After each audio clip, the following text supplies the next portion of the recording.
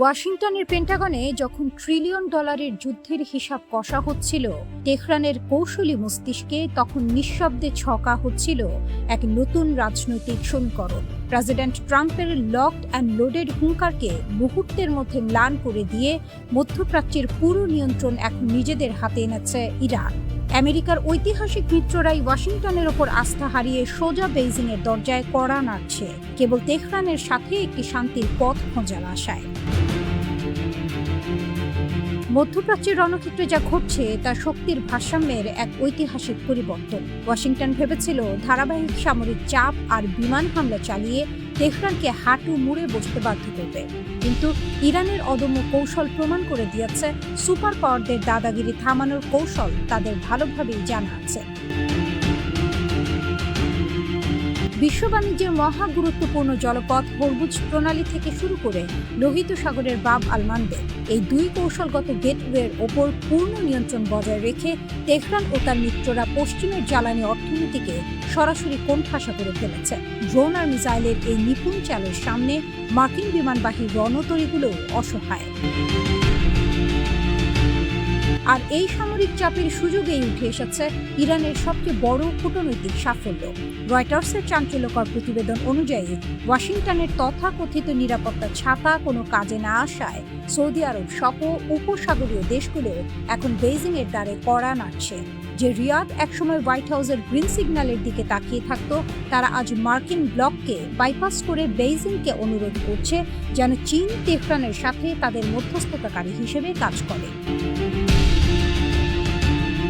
আন্তর্জাতিক রাজনীতিতে বেইজিংয়ের এই নাটকীয় উত্থান তেহরানের কৌশলগত অবস্থানেরই সরাসরি ফসল।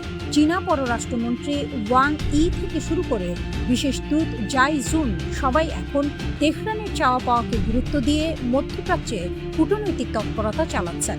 অন্যদিকে চীন ও পাকিস্তান যৌথভাবে চেষ্টা করছে যাতে আমেরিকা ও ইরানের মধ্যে একটি সম্মানজনক পথ উন্মুক্ত হয়।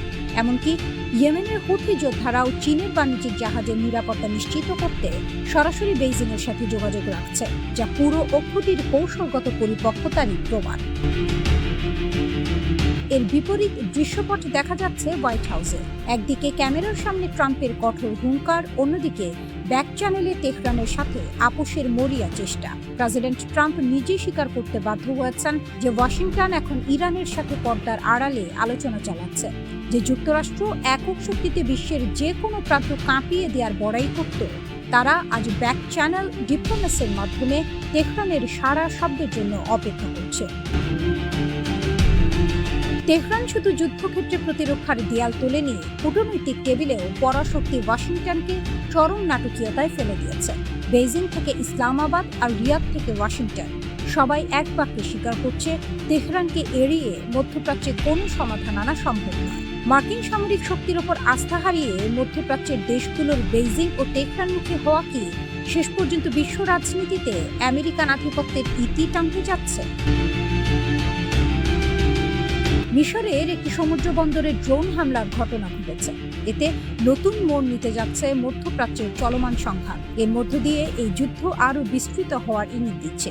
আঞ্চলিক নিরাপত্তা বিশ্লেষকদের মতে এই হামলার মাধ্যমে ইরান যুক্তরাষ্ট্রকে বার্তা দিতে চেয়েছে যে সংঘাত বর্তমান যুদ্ধক্ষেত্রের গণ্ডি ছাড়িয়ে আরও বিস্তৃত অঞ্চলে ছড়িয়ে দেওয়ার সক্ষমতা তাদের রয়েছে।